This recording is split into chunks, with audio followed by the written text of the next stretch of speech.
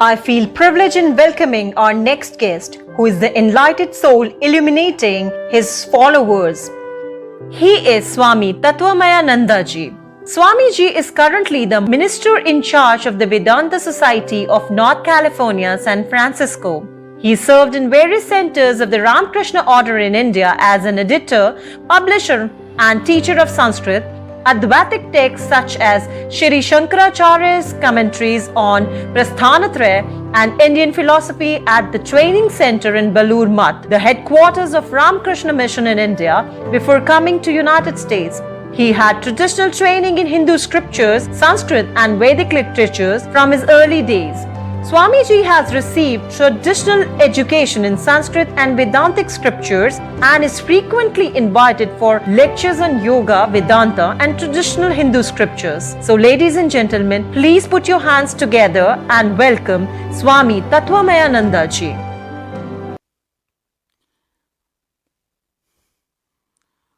Om Sthapakaya cha dharmasya sarvadharmaswarupine Avatara Varisthaya Ramakrishnaya Te Namaha Sudhismriti Purananam Alayam Karunalayam Namami Bhagavat Padam Shankaram Lokashankaram. I welcome you to United Consciousness Conclave 2022, organized by the United Consciousness Global. So the subject before me is very interesting and also very relevant to our times, spirituality in dealing with depression. Now, if you look at the overall situation today in this world, we are forced to admit that problems of the mind cannot be resolved at the level of mind. Problems of the mind can be resolved only at a higher level than the mind, at the level of the spirit.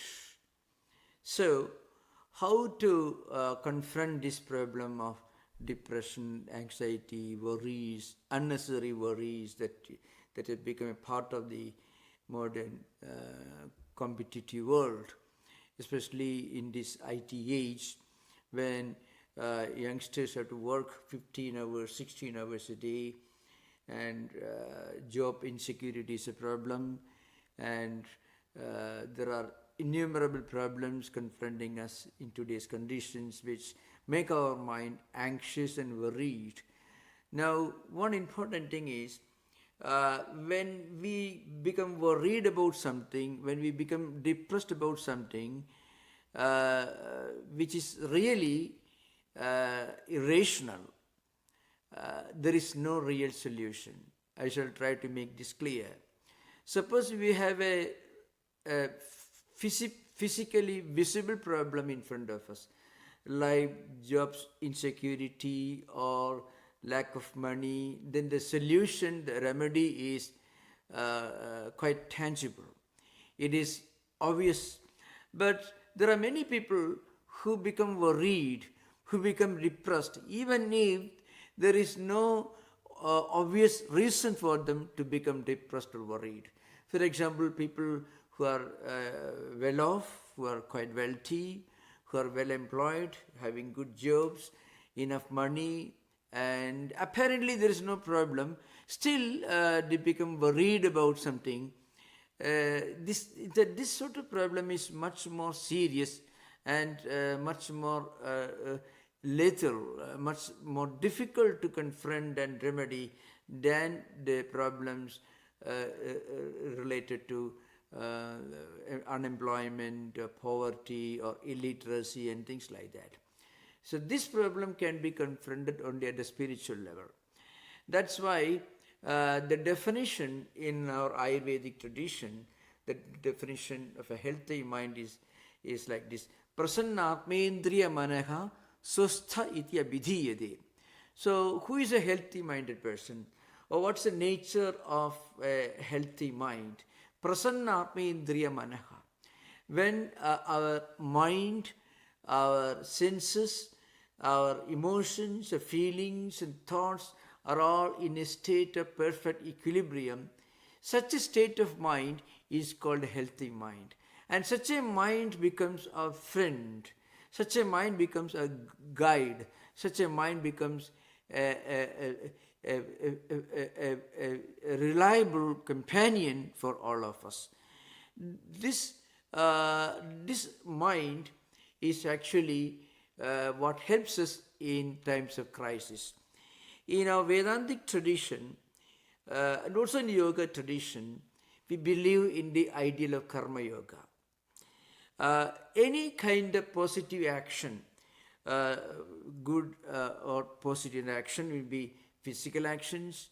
When we do something noble without a selfish purpose for the good of others and also for our good, when we speak words which are full of compassion and love and understanding with people around us, and also when we try to feed our mind with good thoughts by reading good books, listening to good conversations, and making a good deposit of healthy spiritual resources in our mental system, that creates, that generates a positive energy. This can help us to confront many of the problems we are facing today. To have a higher ideal, to have something higher and noble to work for, itself becomes a great help. Because when we have an ideal in front of us, it helps us to conserve our energy, to organize and focus our energies, our resources, our mental and emotional resources in one good direction. Not only that, it helps us also in confronting problems in a more healthy manner. It is said that in Patanjali Yoga Sutras that Kriya Yoga is a great help. Kriya Yoga is defined by Patanjali as Tapaswadhyaya Ishvara Pranidhananani Kriya Yoga. Tapa Swadhyaya Ishvara Pranidhananani Kriya Yoga. So what is Kriya Yoga? Austerity, and then feeding our mind with good thoughts by reading good book, and also the practice of karma yoga. Any unselfish action, any noble action done as an act of worship with a sense of sanctity and sacredness can generate spiritual energies, spiritual assets in our mental system. In fact, it is called in our tradition called yajna, yajno vai sreshtatamam karma. This is one of the definitions given to the word yajna in our Vedic tradition. Any kind of noble activity is yajna. It becomes noble because when we do something with a sense of sanctity and sacredness and with a sense of total dedication and without any selfish purpose, that action becomes a kind of worship. So work itself can be done as an act of worship, and eventually the whole life can become an act of worship. This attitude, of course, can be helpful only at the beginning of people suffering from depression. In advanced stages of depression, of course, many of these ideas may not be easy to work out. But to avoid a situation where people become depressed and worried without any real cause, these great ideas can be a great help. And also, Ishvara Pranidhana is mentioned. Ishvara Pranidhana actually means resignation to God. When we can think of one almighty, all-pervading, immanent, transcendental spiritual principle, that's something all-pervading, that is present in everyone, that helps us to look upon entire humanity as one spiritual family. And when we have any difficulty, when we confront problems, that problem also can be considered to be a sign of God's grace. There's an important verse in the Hindu tradition. Yasya anugraham ichchami tasya vittam haramyaham bandhavaischa viyogena bhrisham bhavati dukkhita tena dukkhena samtaptu yadi mam na parityajet tam prasadam karishyami devairapi sudurlabham. When we have a friend in the form of a healthy mind, when our own mind becomes healthy and friendly with us, then it is possible for us to do everything as an act of worship to God. It is said in this particular verse, God says that those whom I want to bless, I would remove all the obstacles from his path to spiritual. All the obstacles to spiritual path will be removed. So suppose a wealthy man becomes too egoistic and proud of his wealth will be removed by God, so that his road to spiritual salvation will be left open. Yasya anugrahamichami tasya vittam harameham bandhavaisya viyogena brisham bhavati dukkitaha.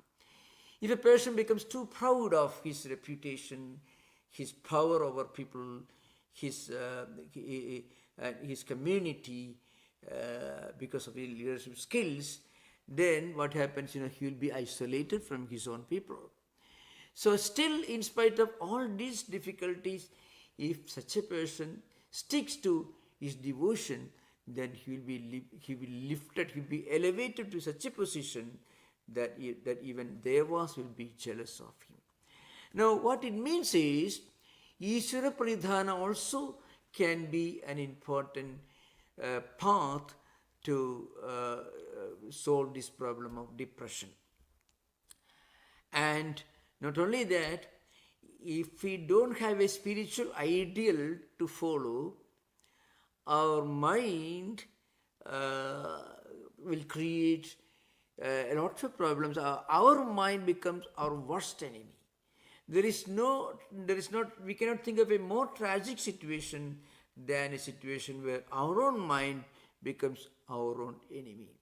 Even people who are highly accomplished, great philosophers, writers, especially musicians, unfortunately in some cases artists, many of them who have accomplished great things in this world, frequently they become victims of depression, or sometimes they become victims of drug addiction or alcoholism. That's because when we push our mind in one direction without a spiritual ideal, what happens is our mind tries to let off the steam by taking refuge in drug addiction or alcoholism. This is an important point, especially in modern times. Faith in God and spiritual values are much more important in our times than they were in ancient times, because these times are very problematic and very complex. Many of the problems that we read about in today's books on psychology or psychiatry never existed in ancient times. There is a verse in some of the scriptures, Yeppuman adimedhavi chaturnam ekamasnude alpayu anapadyo va daridra paditopiva. People who become extremely well established, or those who show extreme levels of intellectual powers, they are likely to confront one problem. Either they may neglect their health, they become depressed, or they may die soon, or they will have some other difficulties like poverty and so on, unless they have a spiritual direction.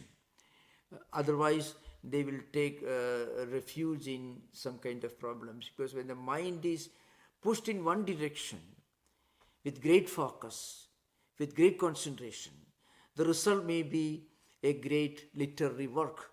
A man like Dostoevsky is an example. Great genius, maybe arguably one of the, if not the greatest novelist produced in Western literary tradition. You can imagine many such great men you find, many artists, many musicians who accomplished great things.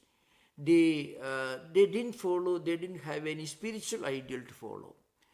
Then as a result, they they took refuge in alcoholism, drug addiction, and many other problems. On the other hand, you can find in India a man like Tyagaraja, who was perhaps one of the greatest names in Indian musical tradition, who was a saint and a sage who lived and sang only for God. Or a man like Purandradasa, who had a rather difficult life, who was a very stingy person, a very miserly person, and who later became a great devotee. And he's one of the greatest names in the tradition of Carnatic music, South Indian musical tradition. So you can find great men who accomplished great things in music, art, and so on. They became great saints. Or maybe Tulsidasi, Tulsidasi, another example. Many such names you find, many great points you find in Indian tradition who have become very great, but their greatness was supported and spiritually enriched by spiritual values. In modern times, especially when people have to work very hard, spend long hours in their office places, and life becomes very competitive, there's a lot of insecurity for employment, for financial stability, and so on. It is very important that we should have some spiritual ideal to follow, some higher spiritual ideal to guide our life, to organize our energies, to direct our actions and thoughts and words. Otherwise, this depression cannot be remedied. It is frequently admitted by many modern psychiatrists that many of these psychological problems do not have, unfortunately, they do not have a permanent solution. Drugs and treatment can only postpone problems, can suppress the symptoms. They can only, for some time, render ourselves insensitive to our own problems. But if we can teach students studying in schools and colleges, if we can give some training in spiritual teachings, in spiritual ideals, teach them the lives and teachings of great saints like Shankaracharya, Sri Ramakrishna, Vivekananda, and so on. There are many innumerable great spiritual personalities born in India. All their teachings and lives can be a great ideal for our society to follow. So we should always remember psychological problems or psychiatric problems do not really have a permanent solution at psychological level. They can have a permanent solution only at spiritual level. This is a very important point we should remember. Psychiatric problems cannot be treated at psychological level. They can be treated only at the spiritual level. That's why in the Bhagavad Gita, in the 2nd chapter, there is a long description of Siddhaprajna, Siddhaprajna Lakshanani. In the 2nd chapter, in 54th verse, Arjuna is asking one question. He is putting a question to Lord Krishna. Siddhaprajnasya ka bhasha samadhisthasya keshava siddhadigim prabhasheda kim asida vrajeda kim. Siddhaprajna is a person whose mind is always stable, steady, serene, and established in a state of perfect equanimity and perfect equilibrium. Such a person is able to look upon pleasure and pain, happiness and unhappiness, profit and loss with the same equanimity of mind. The only way to avoid unhappiness is to stop looking for a constant experience or a continuous succession of happiness. If we stop chasing happiness, we can stop suffering unhappiness. Because the real happiness is beyond happiness and unhappiness as understood at the empirical level. That is beyond mind. We should be able to go beyond mind. We should be able to look upon everything as an expression of the divine. Both happiness and unhappiness, good and bad, keep changing. But behind and beyond all these changing phenomena, there is one unchanging supreme reality. That is Atman in the Vedantic tradition, or maybe it can be called Bhagavan, Ishvara, Krishna, Rama, Sri Ramakrishna, or Shankaracharya, or any of these great names, Jesus Christ or Buddha. Many traditions, you have many ideals of the divine. So a strong faith in the divine, or a strong conviction that spirituality is the only solution to psychological problems, and there is one all-pervading, omnipresent, immanent and transcendental reality, that is Atman. Once we realize this, we can look upon the whole world as one spiritual family. Then we'll be able to look upon happiness and unhappiness as the two sides of the same coin. So this also helps us to understand one fundamental principle, that everything in this world is basically, fundamentally impermanent. So if we can always keep in our mind that everything in this world, every experience is changing, bound to change, essentially impermanent, then there is no need to worry about anything. Because the problem that creates this worry right now will not be there next moment. The experience that makes us happy now will not be there next moment. So everything is bound to change. So this idea, or this fact of the essential impermanence of everything in this world, is another way of confronting this problem of depression, keeping in mind the fact that everything in this world is bound to change, subject to change. So if we can keep that in mind, there is no room for depression, worry or anxiety. So thank you. I congratulate the United Consciousness for organizing this program. It has become a great blessing for thousands of people around the world who are watching these important and very relevant programs, and I pray to God for giving them all blessings and success in their endeavor. Thank you. Namaskar. Om Shanti Shanti Shanti Harihi Om Tat Sat. Sri Ramakrishna Arpanamastu. On behalf of United Consciousness, I thank Swami Tattvamayananda ji for his enlightening discourse. Thank you so much.